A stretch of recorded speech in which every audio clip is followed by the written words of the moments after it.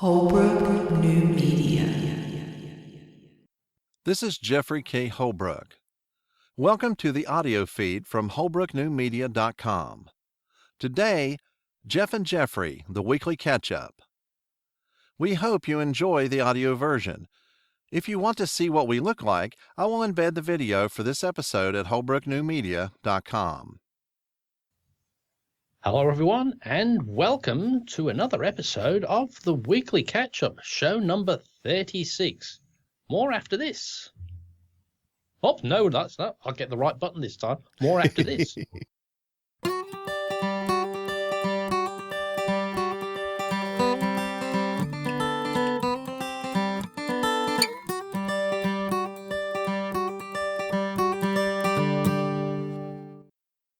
Well, that's what you get when you get a bit too cocky with the switches.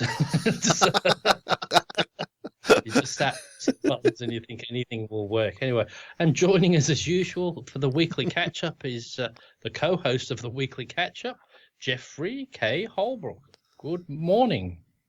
Greetings, Mr. Blanchard. Good to have another chance to catch up, as they say. Oh, yeah. Right, yes.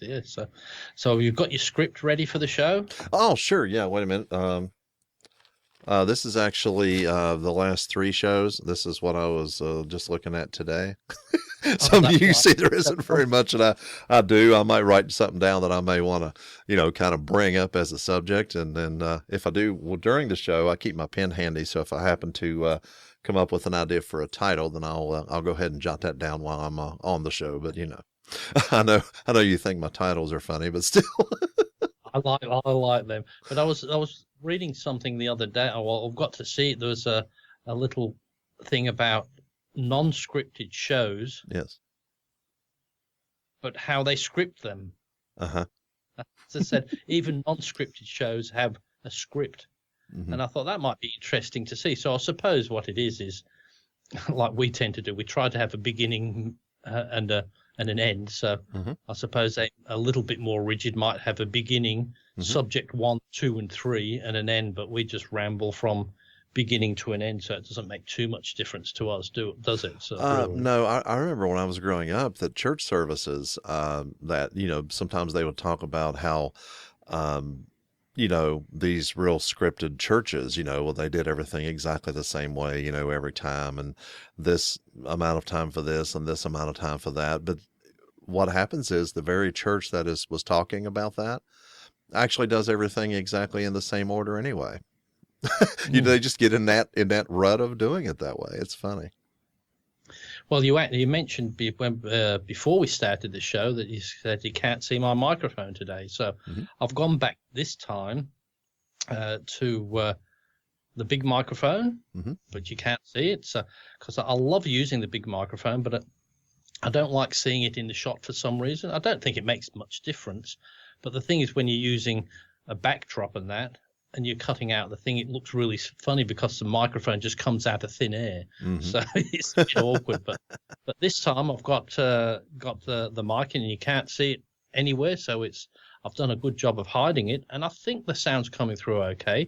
Sounds really, really good on this end. I'm looking forward to seeing how it works when I do the podcast version. I think it's going to be nice. Yeah.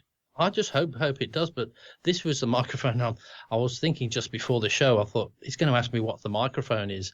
I can't remember what it's called now, but I know it was about $249, I think it was, from Amazon on there. But a few people have had it, but they match it up to one of the Neumanns, but it's about $1,300. And they said, this is...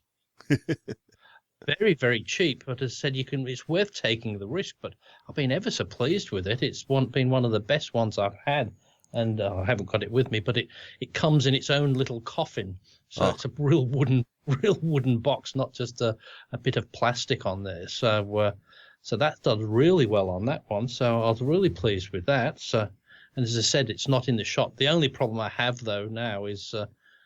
So I suppose I'm doing the show and I'm talking to you and just looking at at you and the camera, so I don't have to look at the monitor. But if I look at the monitor, I'm staring straight at the microphone, so I can't see much of the monitor. But hey, I'm not going to be reading the internet or anything like that while we're doing that, or looking at all the chat sessions, responding to all the chat that we have. So I don't know if anybody comes in there anyway. So you remember last week I asked you what happened to Nikon, or as you guys say, Nikon? Yeah. The Northrops put up a new video, I believe today, about that very subject, and I watched it here about an hour ago. And they are explaining very, very much about what's going on. They're having some interesting business situations, and they didn't lay people off. They gave incentives, I guess, to retire and things like that, and eliminated 1,100 employees. And so, and then he gives suggestions about what they could do to actually, maybe recapture some market share in the actual camera market and things like that. And it was actually a very, very informative video. Today, Nikon said something about they put a notice of what is called extraordinary loss. What they have, an extraordinary, not in about how horrible the loss is, but as in it's something that is like a one-time thing that they have to do and take this hit. And then, so it's extraordinary, not extraordinary. So it's, I mean, it's an accounting term. But it's amazing. Maybe Tony and Chelsea got the idea from us. I don't know though. I think that announcement's what did it. It was somebody else that put out a video on the same subject because they made this huge announcement, to the stock market basically about this extraordinary loss. So, but it's it's been very strange though with them because they released not so long back a GoPro type camera. He was talking about that. And as I said, it's in a market where that segment of the market is dying. People going for drones rather than that. But this GoPro thing where you throw it in, it's dying. People going for as I said, flying the drones around. So what does Nikon do? They bring out a range of these cameras that probably no one will want. And like the poor GoPro people it's a wonder that they'll be afloat soon, won't it? They'll be probably disappearing. Well, he actually showed a chart on the GoPro people because he was talking about that very thing. That what happens is he was talking about how long it takes Nikon to come out with a product, and a year later, it could be over. And he said GoPro's stock was up around $60 a share. Now it's down below 10. And then here they come popping out at Photokina with the this new GoPro competitor, and it was kind of like, why? And GoPro did a similar thing to, was it Samsung, didn't they? They tried to gazump DJI with the drone, and so GoPro came out with the drone. What was it? Theirs called what was theirs called? The Karma. That's right. Oh wow. The Karma drone. And I've had nothing, but I think they've recalled all of them and they're not selling them anymore. So that's what made because they were going quite reasonable in the GoPro thing, but it wasn't going that fantastic. But it's sort of killed the market because the DJI brought out at the same time was the Mavic Pro, I think, at the Mavic, which is, and if you see there's a fellow on the internet, on the YouTube does a comparison between the two, and they said, and the DJI seem to have just done everything right with that one for around about the same price. I think it's small, compact, but still sturdy. Has the great camera on it, all encased and fits into a backpack. Whereas then you see this other one, it's quite huge in that for the same sort of thing. But that won't be half the problem. But it's just it kept falling out of the sky. I think that was its problem.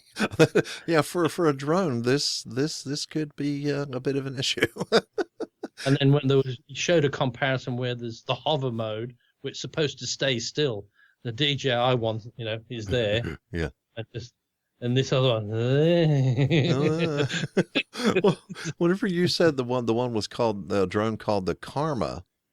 karma. That was the one that didn't have very good karma. Well, the first picture I got is somebody walking along minding their own business, and all of a sudden they get whacked in the back of the head with a drone. I mean, it's kind of like, karma on you, because you've been a bad person or been on bad things, and this drone just goes around smacking people in the back of the head. Even then with drones, though, it's sort of one of that's even that market. I think that's sort of starting to slow down for every Tom, Dick, and Harry. It's starting to be people like, have you seen, like even the Northrops, they take one, but they do really great things with it. You see some of the shots that they get out of there, whereas some people just fly around just shooting pictures, but that just shows you the true professionals out there. But they just do some magnificent shots with their drones and with their photography in general. It's like you said, it doesn't matter what the equipment you do have. It's just you've got to have that passion and skill to get that good shot around there as well, and they seem to do it. But I love all their things, and of course now I'm interested in the Panasonic GH5. Will I ever shut up about that? Well, only when I probably get it. Yeah, there you. Well, no, then you'll be even more excited because you actually have your hands on the thing. No, that's entirely fine. Talking tech is kind of what we like doing anyway. So yeah, I like hearing about it. And that's what I was, and I went back and watched Tony's 35-minute video on the Panasonic as well. Again, because they just explain it so well in terms that everybody can understand. Some of the other ones go in real detail and all that, but for a lot of people, they said, well, it means nothing, and they seem to explain it in real world terms that everybody will be able to understand. I do apologize for William snoring in the background. It's getting a bit louder.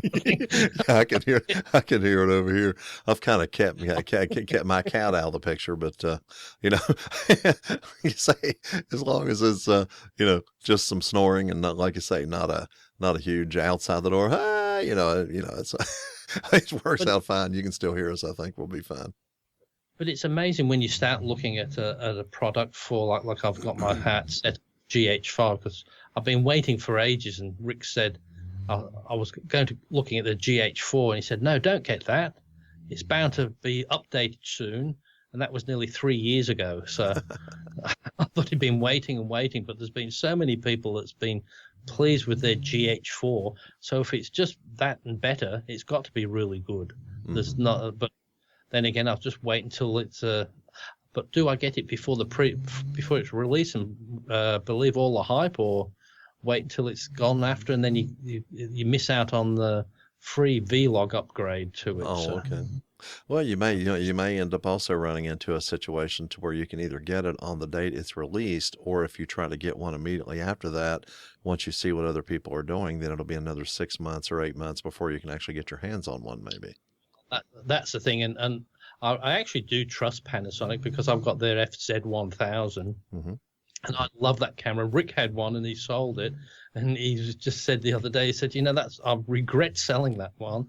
I said, I told you, because it's a darn good camera. It's at the hybrid version with the fixed lens, but it's such a good job. But that's why I'm really keen to wait for this Panasonic. But hey, the only thing that's putting me off is I think you're probably looking at about 2,600 with a lens, or 2,700 with a lens, with a a 12 to 60 millimeter, and that's probably the one I'd get for it. But here, have a guess what it is in Australian dollars, what it would be. Oh, I can't imagine. You're probably up close to 4, aren't you? Oh, well, I'm good. I'm feeling better. 3,698. Oh, okay. Well, good. I'm glad you're feeling better about that, because I don't think I would. I said 4. Now I think, now it's only 3,7. You see, it's already made me feel a bit better about that. But it still is, a lot of money for a camera. But it's, hey, you've just got to think, what else would you spend it on? Something else? And I've recently, when I used to be into the horses a bit more, I would spend probably, it's used to nearly about $700 a month on agistment.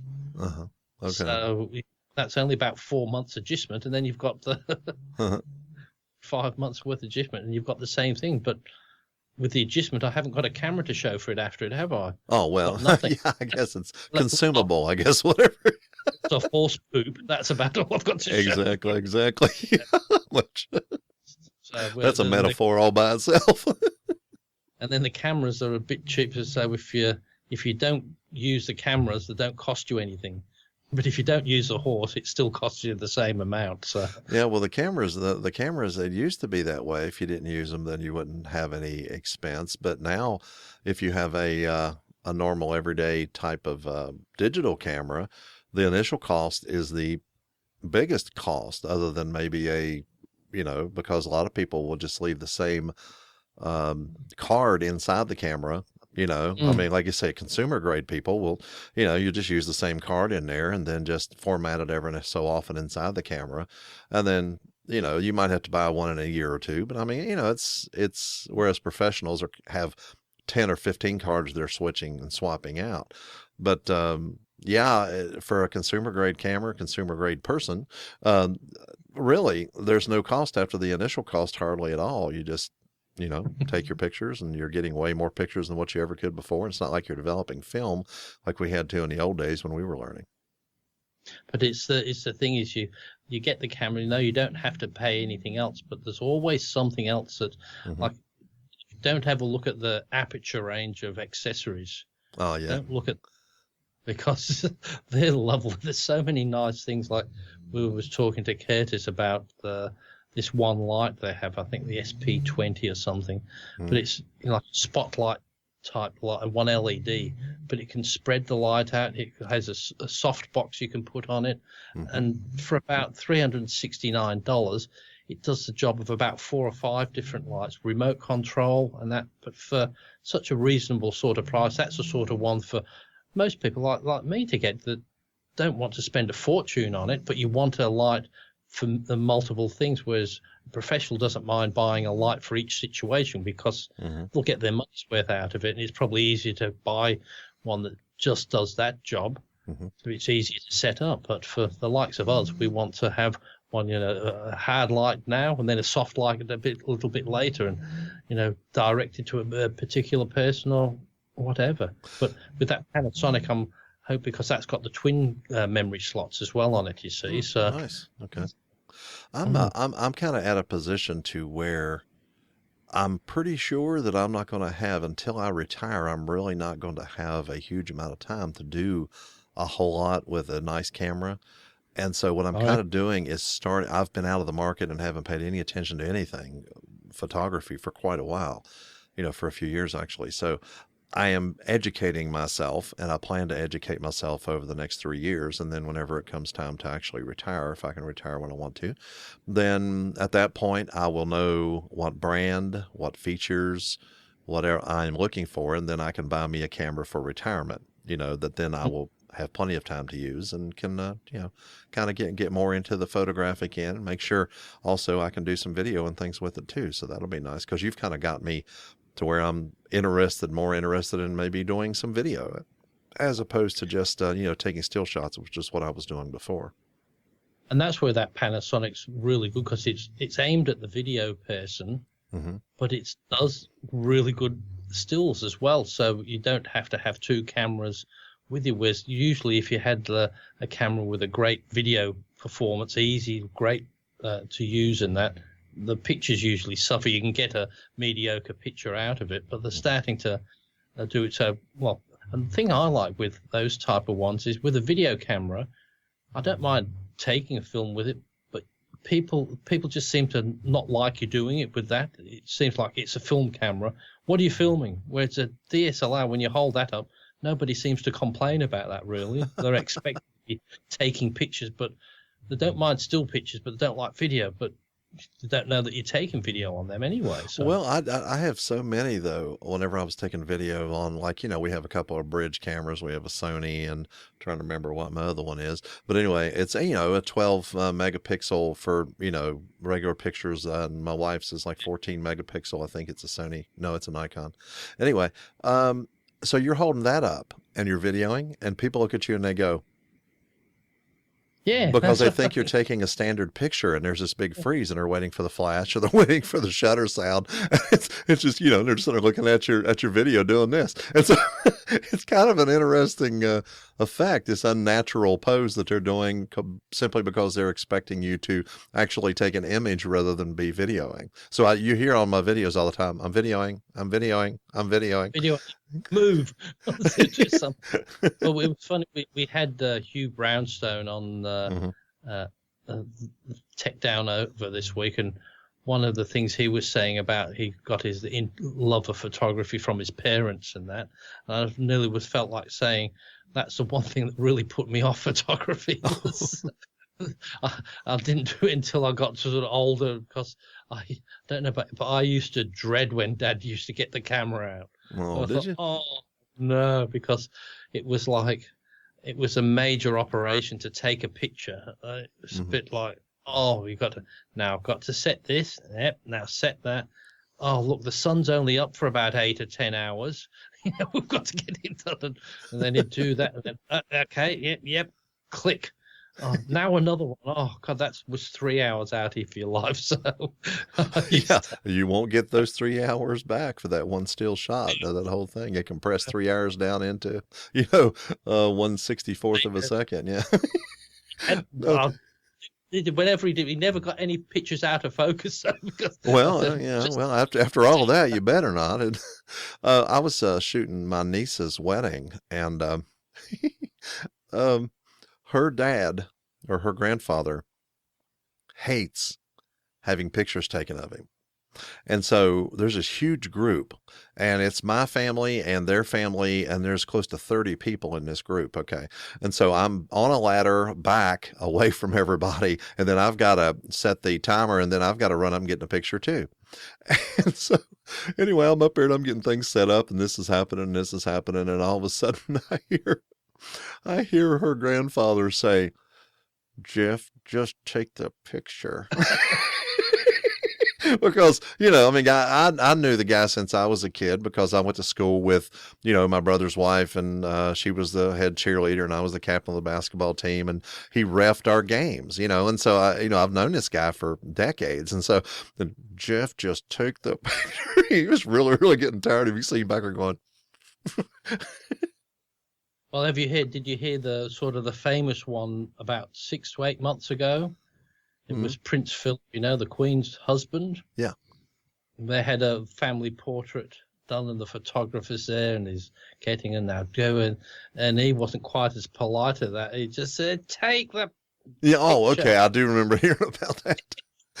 he just said really not. He just said, "Just take it." That is a royal command, I would say. I suppose when you get to 90, I've earned that right to just be. I haven't got that much time to waste. Just sitting here. That's probably what it is. Enjoy life, but as I said, you do get a little bit anxious when people, because you think, I'm trying to look nice, smile, and then you try to keep that happy look on your face, and then whenever you're already annoyed, that's when the picture's always taken. So people are either scowling or with their eyes closed. Right, and the larger the group, it's exponential. The more people you have, if you have 5 people, you've got to get all of them with a pleasant look at one time, and then if you've got 10, it's just exponential as it goes. And the more people you have, someone's going to be looking off, someone's going to be bored, someone's tie is going to be askew. My wife, she's the one that was kind of, straightening ties and fluffing dresses and doing all the stuff that, needed to be done. And I would never have ever consented to have shot any of those weddings back in the film days without her. Because she can actually get a crowd to do anything that she wants them to do. It really, really works out. And it's not like an iron fist either. They don't want to disappoint her. And she's not afraid to step up and say, "Hey, okay, everybody, this is what we're going to do." Boom, And so it really, really made it a lot easier for me having her involved in the crowd control department. Now, and I think in my early days, I used to do quite a few weddings. But because I was the only one who had a video camera back then, so it was a sort of, if I didn't do it, nobody else did. So if you did a horrible job, it didn't matter, because the other option was nothing. Nothing at all, yeah. Yeah, so I got a lot of practice doing that. So. One of my funniest situations was my youngest brother. I told you, I believe last week we were talking about it, and I said something about how, he gave me rolls of film and just said, tell the story, because they got a smaller package on the actual photographer to do the main setup shots and all that stuff. And so the minister was being very, very direct and pushy about what was allowed at a wedding he was going to do, and the photography and all that. And so, no flash photography and this and this and this. And I mean, but he was very controlling. And so I asked my brother, he just come and told us, well, on the rehearsal dinner, he just come up and told us what we were going to do and what we weren't going to do. And so we were just kind of looking at each other. And as soon as the guy walks away, and I said, I'm working for you. So whatever you want, that's what I'm going to do. Now, he may throw something at me during the ceremony, but if it does, I'm going to do. So what do you want? And the one major thing that he wanted flash photography for was whenever they lit, it's called the unity candle. There's a candle in the center, and I don't know if you do it in Australia, but there's two candles that are lit, and it's a symbolic thing to where they both light the center candle together, blow their candles out, and then they're one. So he wanted good, real shots of that, and that would require flash. And so Flash, I was, did he say? my oldest brother was running video cameras, and he had 3 cameras, I think, going, and we were switching. And so the baptistry in the back where they do the baptisms up behind the stage there was no water in it. And so I was in the baptistry with a video camera, kind of managing a video camera and making sure, because they were basically setting where they were at, but then they would do the thing. So I was just making sure this video camera was doing what it was supposed to be doing. And all of a sudden it comes time to do that, and, to do the candle. And I come up out of the baptistry almost like I just get this picture like Apocalypse Now. And I'm taking my flash shots. The look on this guy's face, if he could have grabbed something and thrown it at me, and then I just go back down, And so if the pictures turned out great, but my brother got what he wanted, and that guy would not speak to me after the ceremony at all. He just looked away and wouldn't even talk to me. But my brother got what he wanted, and I really wasn't going to have to spend any time with this guy after this. And so I thought, I'm going to do it. My brother gave me the film, told me what to do, and so I did it, If you come back the next time, but there'll be a long time between there. If you happen to, the chances of you coming back to that place would be very slim anyway. It's been more than 20 years. Yeah, it's been 20-some years. But it's amazing, though. Now I'm looking around at cameras again. Mm-hmm. I really enjoy when I want to look for it, because I use the internet really a lot then to peruse all the different things. When you've got a purpose, the internet's great. When you haven't, it's just a lot of rubbish, I think, for the most part. But when you've got something to have a look at, and you just find different things, and the thing that amazed me is that you can always learn something new. And when you get into it, you start talking about the things that they all talk about, and you know what they mean, but then you say, hang on, you start thinking, like the other day, I just started thinking when they're talking about rolling shutter. You know what that is, don't you? The rolling shutter? Rolling shutter. Oops. Oh, looks like Oops. you just winked out. Oops, can you hear me still? Yes, I can hear you well. I just don't see you now. Oh, okay. My camera just died, so Not very funny. It just stopped. Oh, well, you keep talking. Will you talk between yourselves? Okay, we will. I will talk between myself and the skeleton guy back there behind me.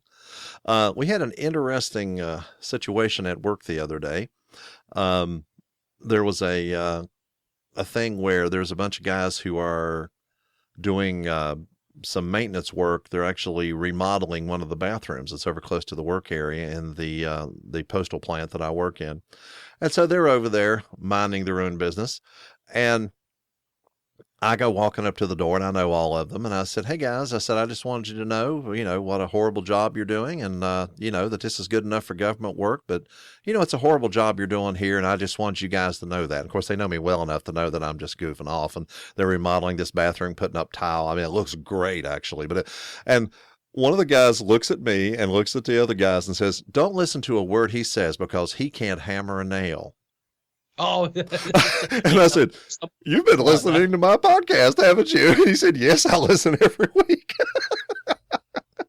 oh, but it must have been me saying that rolling shutter, because as soon as I said that, it died, didn't it? But my camera just stopped, and it never has done before, and it's on electricity. It's not on a battery. Okay, so, I mean, it's not a Sony, right? So it doesn't overheat.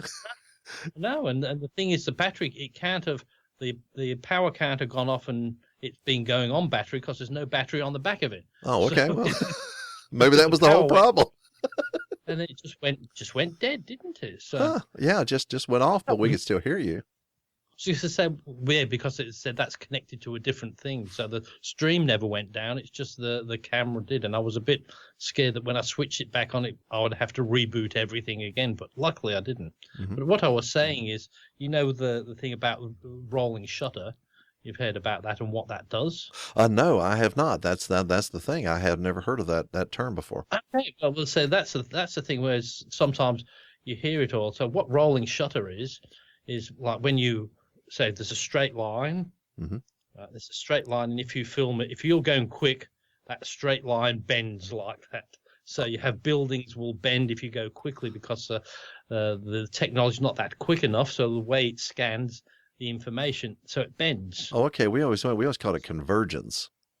Yeah, but that's where it bends there. But it never used to. But as I said, I've always known about that, but I thought that was rolling shutter was the effect. Oh. What rolling shutter is the way it scans the information on the camera. Okay, so this is an electronic thing. See, I'm used to spherical aberration and things like that in lenses, like old lenses, but the rolling shutter, that's a newer thing that would be based on electronic sensors and things like that, like you're talking about. Okay. That's right. So but the thing, you always understand it, that was the rolling shutter effect, but this is how silly I am at times. I never understood that is how they scan the image. It's called rolling shutter. Oh, and the only way I figured it out because I was looking at this Canon, I think it's C700 camera. Mm-hmm. Totally ridiculous camera for me. Great camera, $30,000. And they said, of course that has global shutter, doesn't it? Oh yes, it does. Certainly does. And I thought, what on earth's a global shutter? And so when I had a look at it, then I found out, and I thought, that's right. I never used to get that with my earlier cameras. And when you used to have the CCD cameras, you don't get that because they had sort of like the global shutter, a different way to scan things. So it never did that thing. But the rolling shutter does that, but you get far more better quality out of the way they do that. So it's worth putting up for that little bit. But let's face it, if you're in a train, you might see it because you're going fast. Or if you move your camera like that. But who does that to get a shot? If you make sure if you pan too quickly, you'll see buildings bend. But that's where you should just do a nice pan. But it was just, I always amaze myself at what you can learn, what you think you know already, and think, well, I never knew that.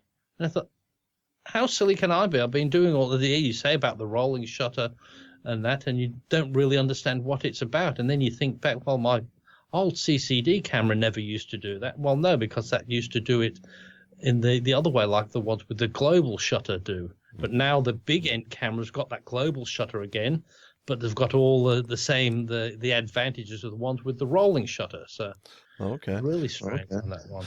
I'm hearing an echo on my own voice now. You are? Yeah, I have quite a bit there for a second. Let's see, still doing it? Nope. It quit all of a sudden. I don't hear. It's you. I don't hear anything. It just on must my be end. me. Maybe you're talking to yourself and you don't know it. Oh, it's probably just echoing inside my head. It's just voices. But as I said, they said all these different things that you learn, and I was saying as well with one of my earlier video cameras was the old Beta cam that you stuck on the back of your thing and filmed that. Mm-hmm. That didn't have any, but the older ones before CCD, then they had the problem. Remember the problem with the light blare? Because if you had a car light, but it would burn into the tube, and the car would be long gone, but you'd see the light stream. Trailing, and then if you did a lot of cars, you couldn't see anything because all it was just all these lights crossing and that. Whereas it used to be terrible, and if you left it on too long, it could burn the image into the camera. So if you had too bright a source, and you'd go away, it would burn an image into the camera. You'd never get rid of it. So. Well, one of the things I think is funny is that they will come up with all these new technologies to solve old problems, and occasionally a new problem will crop up that wasn't possible with the old systems. Like you're talking about, all of a sudden you have this the rolling shutter there, which you never had. The curse of the rolling shutter. That sounds like a good name for the episode. The curse of the rolling. I thought we were writing that down before. I thought there's something he's got from there. Okay. So but I think with my smart move moving myself down here, it's done really good with getting. Well, I thought it was until the camera just turned itself off then before, but it seems to be working out nice. I can use a bit more of the equipment and get it set up. And the thing I do like being here is the air conditioner. It's in a smaller area, so it cools down and quietens down a bit, whereas upstairs doesn't cool down as best. Mm-hmm. But the air conditioner is a lot noisier because it keeps going like now.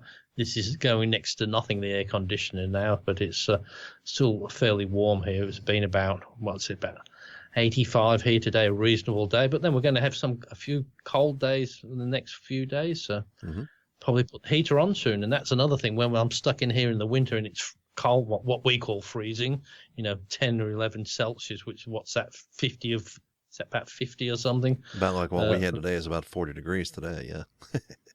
What did you have, 40? Yeah, 40 degrees today, yeah.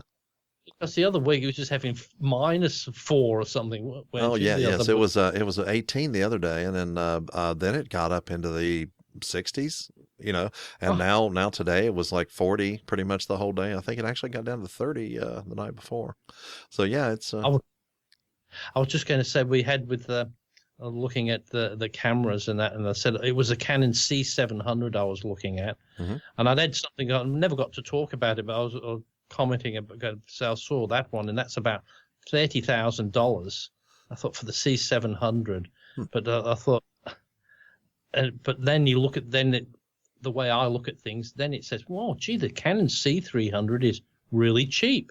Because now the C300, which is a 4K, is only $12,000. Wow. And so when you look at something at $30,000, it makes that $12,000 look very cheap as well. Well, sure. Doesn't it? And then if you go even the other extreme, you look at the Canon C100, it makes that a steal at 4K. Well, I mean, it's all in the perspective that you're looking at. I mean, like you say, things seem to be, but once you hear of prices that exceed the thing that you were talking about, it totally looks much more reasonable, because wow, if that's what other people are paying, then I can get this for only 4K instead of 10K. How nice. And then that 4K is a bit misleading because it's not 4K. It's a $4,000 4K camera, but it's not 4K. Right. It's only HD camera, so I thought that's a bit ironic, isn't it? It's 4K. There's no 4K on it. So. Yeah, that's kind of sad. It seems like to me that any camera that is 4K should be, no more than 4,000.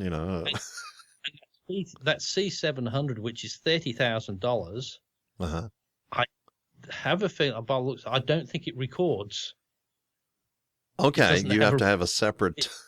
You have to, and of course, there's a separate CDX 36150 recorder, and that's only $7,000.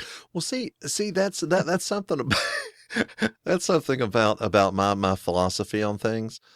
I know people who use their cell phones for obviously for all of their photography. They use it for they're doing their podcast. They use it for Facebook. They use it for phone calls. They use it for surfing the internet. I know some people that don't have real computers. They just have that handheld device, and they do everything on that one device. And I just think that's the greatest thing ever.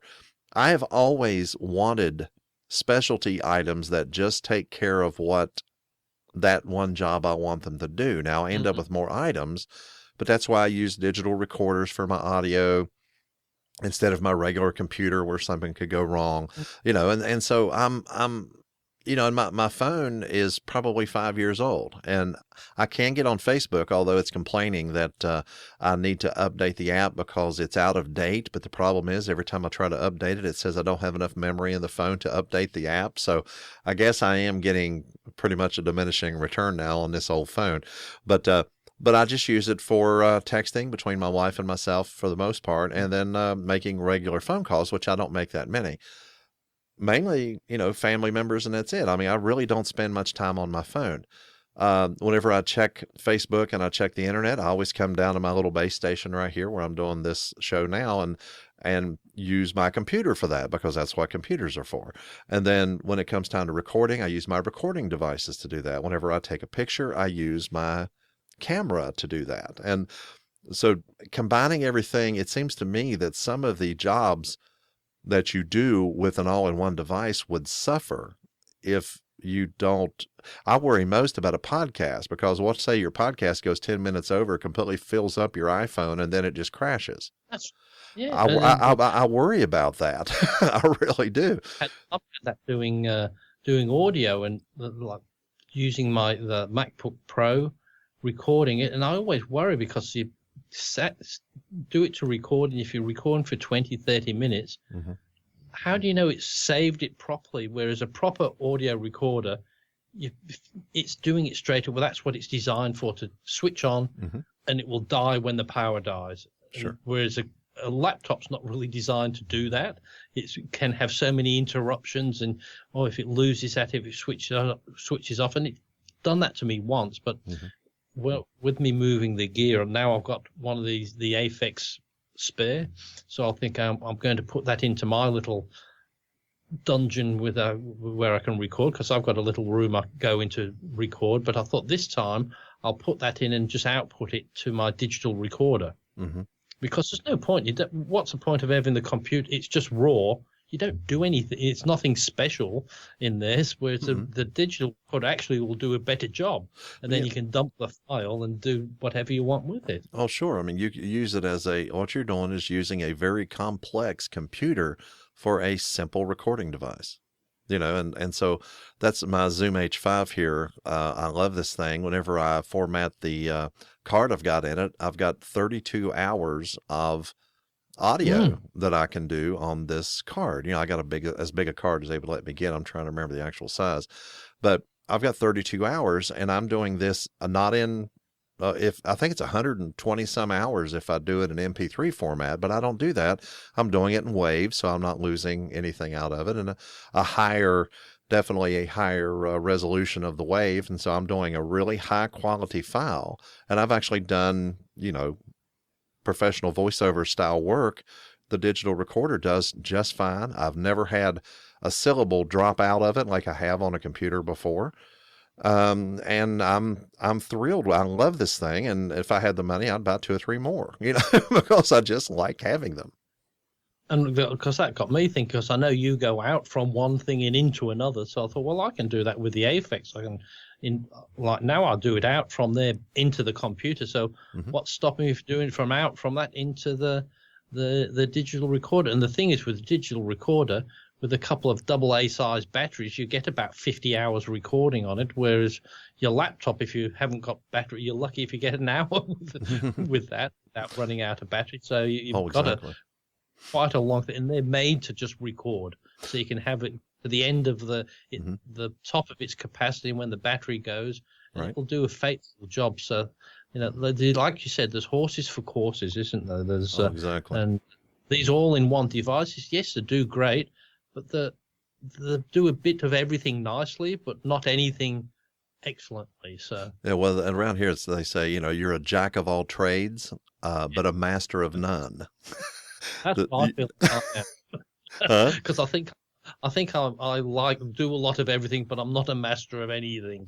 I'll like to dabble into that, and I'm okay at it, but I would never say I'm an expert at anything. But I think in this world, you're better off to be a jack of all trades, to know a bit about everything, rather than a specialist in one area, because usually that goes away and then you know nothing. Then, so. Oh, well, that's one of the things I noticed. There used to be things that I was known for, like whenever I was first getting into computers and dabbling in them. In the 80s, I was the only guy at our church, in our community, even where I worked and things like that could easily, lay out and print up a flyer. Oh yeah, Because, and then they just make photocopies of them and they would have flyers for something. My mom had a craft business, at a antique mall. And so I was making her flyers for different things. I was making church flyers to announce different things happening and, very rudimentary by today's standards, but, once I got Microsoft Publisher, buddy, I was there, but I was doing these grainy clip art based, types of flyers back in the day, back in the 80s. And people just thought those were, just fancy, because no one else could do them. Then after a while, Well, that's what I did. Where you get Microsoft Publisher, and it had these banners. Oh, where yeah. you put names within the banners and things, and just typing them. It was just fantastic, wasn't it? All the different things you could get with that. But now, I think they still do Publisher, don't they? Oh, I'm sure they probably do. I'm sure you can get something like that. But what was funny was back then I was popular for a while, and then once everybody could do it, it was over. Like I've said before, with years being in the electronics things, you was always popular because you were the only one who could program their VCR. And so you'd get invited round to dinner. Round for dinner. And while you're here, can you have a look at the video recorder? It's not recording properly or something. So they invite you over for dinner. Not that I ever minded, because sure. I'd never minded there. But some people say, "Oh, you can ask me." I said, "Well, I don't mind. It's this thing I love." And the thing is, what the people don't understand is when you do that, it improves your knowledge because you're doing it all the time. And that's the only difference between me and other people, is they might come across it once every 4 years, so they don't know how to deal with it. But if I'm coming across it every day, it's second nature. And I always say that when people they say, "I want to learn Excel." I said, "Well, okay, why do you want to do that?" "Oh, I want to just learn it and get good at it." "Have you got a purpose for it? Are you going to use it?" "No." I said, "Well, don't waste your time, because you'll learn it. If you don't put it into practice, you'll be just as bad in 2 weeks' time after you've done that, because it's got nothing to do with learning it. It's actually putting it into practice that really does it, because you're doing it morning, noon, and night. Because it's just impossible to learn these packages if you don't use them. Like I've gone into InDesign and done a publication, and I try now every now and then to go in and do something more, because if you don't, you go back to it 3 months later and you think, how did I do that? How did I get to the text to flow from that one to that frame again? And that's and so I don't go and learn anything too complex if I'm not going to use it. I thought, well, if it's something I'm going to use, but I think the trick is, like everything, is knowing where to find how to use it rather than knowing what to do. So. Yeah, and whenever you were doing all those different VCRs and things like that, I mean, you got different brands, and there might be some variations in the way they worked. And the same thing for different cameras. You learned the quirks of the different brands and the different things. Maybe one lens turned this way, the other lens turned that way to lock on or something, and so once you do that, you can kind of guide people in those directions. But like you say, if you have to have a purpose whenever you learn anything, like you said, there has to be a specific reason that you want to do it. Back in the day, people would get a computer either because they wanted their kids to be smart, or they had a business and they thought they were supposed to have a computer. But they had not even a vague idea about what they were going to do with it. I used to like when, because it said I was there when videos would be eaten a bit and selling heaps of them and that. I used to like it when people would come back and bring them in. And it used to take usually about after a year that they had them, then they'd bring them back in, said, because they'd been trying to record things, and then all of a sudden it wouldn't record anymore. And usually they used to have an 8-program timer on there. And so they'd set something and it wouldn't record. And then they'd set it again, it wouldn't record. And then they'd set it again, then it would. And then it wouldn't. So eventually they'd fill up their 8 programs and it wouldn't do anything. and then they bring the machine in and you plug it back in and say, oh, it works. Because as soon as you unplugged it, it would reset all the internal workings of the video recorder. And so it would be back to normal. And then I used to really love when people brought in a video recorder that the cassette keeps popping out. It won't stay in. And we've been doing it, and you used to get thousands of these. And the first thing you would just say, without even looking at the machine, said, does anybody touch the machine other than you? And I said, no, I'm the only one. Are you sure? So you're the only one that touches the machine. Then you just have a look, because you know what it is. And you look at it. Oh, so did you put the toast in the bottom of it? Or did you put the 50-cent piece in there? And you say, what? Because usually if it put anything underneath it that made it not sit flush, it would pop it back out. So you knew straight away that there was something in there, and it was quite an easy. And so before you even looked at it, but they're the sort of things that people think you're a genius. Oh, you fixed. So, well, no, I'm not. It's just because everybody's been in, in that week, you've probably had 50 people doing that, and it's the first time for them, so you can understand that. But I used to really enjoy that, because just helping people out with that, and they're so appreciative if they get something working right for a change. So my advice for everything like videos, cameras, and whatever, my biggest advice was, if you're going to do anything like a wedding or anything, or record a TV show, I said, always do it beforehand. Do it, have a dry run, because I can guarantee you, if you just go and record the show straight up, it will not work. Mm-hmm. That because you'll forget the battery, something will go wrong. It will definitely won't work. So I said, you always got, like I always say, record a show that's on the TV tonight that you detest at 8:30 to 9:30. Have a go, because if it's your favourite show and you're going to miss it and you'll never be able to see it again, you can guarantee it will never work. So, but I thought that was always the advice I gave. So, well, when we're getting ready to do this show, I always, before you come on, I always test. I use the call service on Skype and test. I make absolutely sure that I've got my audio lines coming in the way they're. I mean, I haven't changed anything. Nothing has changed. I don't have any small children around. The cat doesn't bother this. It's never on the desk. So it's, but I test it every time. And that's kind of like one of the things I always thought was really cool was back in the 90s when they started putting cup holders on desktop computers. Yeah, right. You remember those? Cup holder, you mean the discs? Yeah. The CD, and people would call up the repair guy and say, the cup holder broke off. And because it opens up and it's got that little platform where it looks like you should be able to set a cup right down on it, and it comes out and then it goes back in, and because people just had no idea what that actually was. That sort of comment always reminds me of the Beverly Hillbillies with the pot passers. Did you ever see the pot passers that the Beverly Hillbillies had? The pot passers on the fancy eating table. Oh, okay. That's what I'm trying to say. The pot passers. No, I'm not sure about that actual phrase. We watched them a lot. On the fancy eating table, because it was on the pool table. Yes.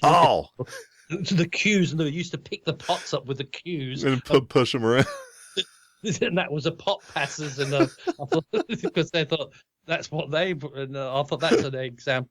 Not sure. Well, it is. It's a big table, and they thought it's good because if you drip your food all, it's got these edges so it doesn't go on the floor. Mm-hmm. And all the names they came up for all this stuff. I mean, the cement pond. I always thought that was cool. They had that swimming pool out there, and it was the cement pond, and they had the Mr. Drysdale, the banker that was trying to keep their money in his bank. They lived over next door across the way, and his wife was a recovering alcoholic, and Granny was always out there making her home brew and pointed the still over in their direction. She was smelling all that mash, and stuff. Grits and jowls, but oh yeah, the very important stuff. But my absolute favorite scene in the whole thing was when Ellie Mae made biscuits. Yes. And And so, she tried to get Jethro to do one, and he thought he'd broken his tooth on it, and he just got mad and threw the thing down and then kicked it. And it started ricocheting around the kitchen and finally came back and hit him in the foot. It was just, making that gun ricochet. It's going all around the kitchen when he kicked it. It was that hard. They were trying to emphasize how hard this biscuit was. That's about the closest thing I've come to any famous person was in, what was it, 1984 or 86, I think it was. Mm-hmm. I went and visited a fellow down in Huntington Beach in California that I knew, and we went out to this bar, local bar, and there was somebody singing on there, and it was Ellie Mae. Oh wow! It was so that wasn't doing the act, but doing singing and that, or doing that in this bar, and I thought, gee, that's the closest thing I've ever come to famous people. Never seem to. There's so many of them in the world, never seem to see them and that, but I only see them when they're not really famous anymore. So my brother-in-law with his business with his company ended up taking a trip out to California for something. San Francisco, I think he went to, and ended up seeing George Takei on the street. Oh, okay. So he was that was back I think in the 80s or early 90s whenever that happened, and so he saw him on the street and thought that was really cool. Saw the Star Trek guy, Yeah, it was just said, but I suppose there's going to be a load of them around there, but it's a big down place, isn't it, as well? So, and they've got to go out to do something. They can't get everything. They've got to do some sort of things in there. So, on there, but you can't think when you see him now. You think because he's getting quite old now, isn't he? So, well, aren't we all? Yeah, I'm definitely older than I was back then. But the thing is, people don't see us regularly on the TV 40 or 50 years ago. Like, you just keep turn on the TV and you'll see an old episode of Star Trek, and it's young again, and that. But whereas also the gradually just see us. It's like when you don't see people for a long time. You think, my goodness, they've aged, and you think, well, actually, they're probably doing the same take back when they look at you. But after you've looked at them for about 30 seconds.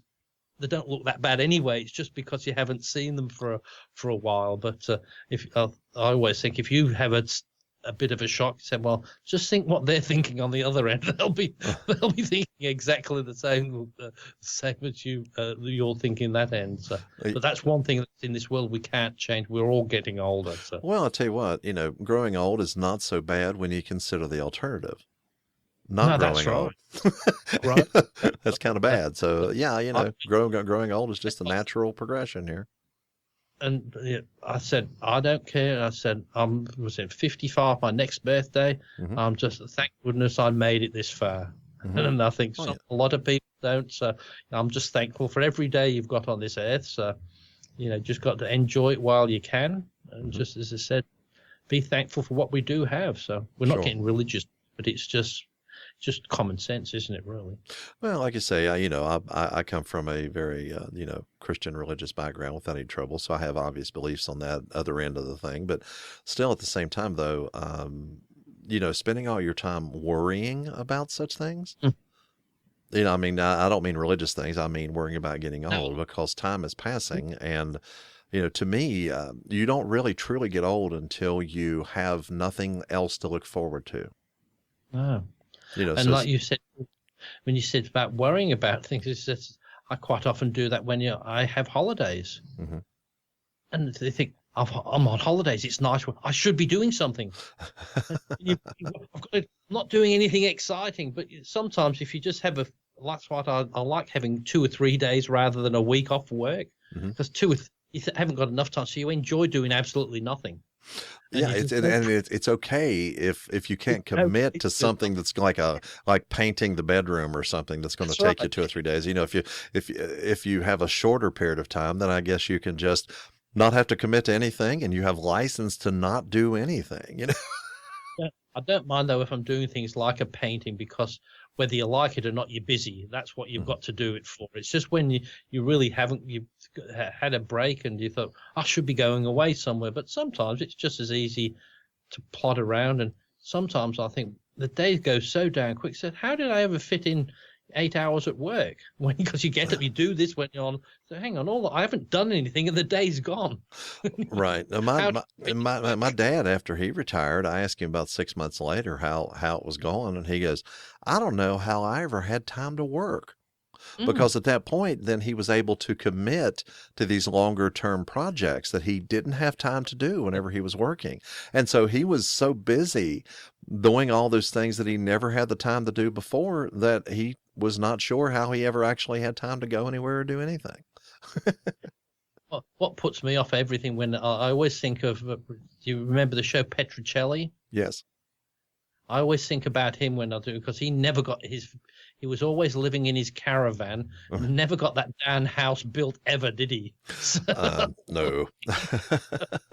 Went for years, that show, and I thought he never got his house built, and I thought, because sometimes you think, well, you can be in a bit of upheaval. You don't have to have everything perfect, but I'm one that I'm not a super duper have to have everything in its order, but I don't like it all out of its place either. Whereas you say, if you're doing a project, well, it can be for a couple of weeks. It doesn't matter. You just stuff things in a room and all that and just do it. But I don't like to be out of order anyway. But so I've got to do things like somebody just pointed out, says, "Oh, on your roof, there's a bit of a wooden thing that's the paint's all stripping off." I said, "Yeah, I know. I tend to walk the other way so I don't see it anymore." Every time Then I don't know. Because every time I walk past, I see it. And I thought, because it's up top and I can't get to it, and I'm not getting up on a ladder to paint it. So I said, I'll have to get somebody else. I said, I know I've seen that, but I just walk the other way now. So I'll walk past that way and I'll come back the other way. So I don't have to look at it. But I want it to be fixed, but I'm not getting up the ladder to do it. And I'm one of these as well. I'm not going to pay someone just to do that bit. He'll have to paint the rest of the house. So I thought, if I'm going to do that, so just anyway. do it all at the same time. That sounds like a good thing to do. We're kind of getting close there. Didn't we start a little early today? Oh, it's good. Yes, 9:53. So we're nearly through for an hour. I'll just get so carried away with us chatting there. It's just goes so damn quickly. And you watch when I get, hey, what if I did this? Let's see, what if this will work? If I do, oh, what's that on the screen? I do believe that would be the GH5. Yeah. Oh, yeah. Fancy. But I'm looking at these. Look how fancy that is. I can see it. Yeah, hey, it's even wet. They even got it in the water and all that stuff. Splash, dust proof. And everything, and freeze proof. So I'm just going to leave it out in the freezing cold. Like when I'm paying $3,600, I'm not going to let it get wet or freeze. Oh yeah. Well, like I say, it's if you ever decide you are hungry and you see a fish in the water, you can just swing the thing around on its strap and just whack a fish with it and take it home and eat it. But you should cook it first. With Tony Northrup and Chelsea, they were saying they had a course to take all these cameras that had Canons, Nikons, and the GH4s that they took out, and they got caught in a flood. And all the cameras got soaked. They said the only one that survived was the Panasonics. Oh wow! They said because all the ones were water damage beyond repair. No. Those ones survived because there were freeze water. They would take the water. They were the only ones that survived. So I thought, that is a serious endorsement right there. Even though that they say they've got all those things, you don't, it's there for if it gets rained on, but you wouldn't expect it if a torrential downpour. But it did really well for them. So I'm hoping to keep my fingers crossed it is as good. But I think it'd have to. Have you seen was it Griffin? He has done a movie on ice in New York. Not the drug ice cubes. It's like really. Oh no! I have not seen that one yet. But it's to GH5 and look for Griffin, and he's got about a 5-minute movie on ice. It's great to see the footage of the GH5, but I was really impressed in the little documentary. I didn't realize just how particular some people are. It was showing how they make blocks of ice with all the bubbles at one end, so they get all the air, and it's perfect. It's like it's just like glass. Okay, so and then the bartenders chop them up and have these really big squares for drinks, and one did it like a sphere with all jagged edge, and it was just quite amazing how just for ice cubes, and you think, all you just think is, yeah, just throw something in the ice, but it looked fantastic. You could understand it's an art in itself, and they design them just so when it melts, so it will enhance the drink, not just water it down. And I thought it was just quite a good thing to do that. Anyway, thank you again, Mr. Holbrook, for joining me and everybody else for the weekly catch-up. And we'll have to do it again next week. No problems for next week, is there? Nope, no problems at all. Okay, so that will be show number 37 on the 21st of February. So, my birthday on the 28th, so we'll have to have a party on that one. That sounds really good. Yeah, I wondered when your birthday was.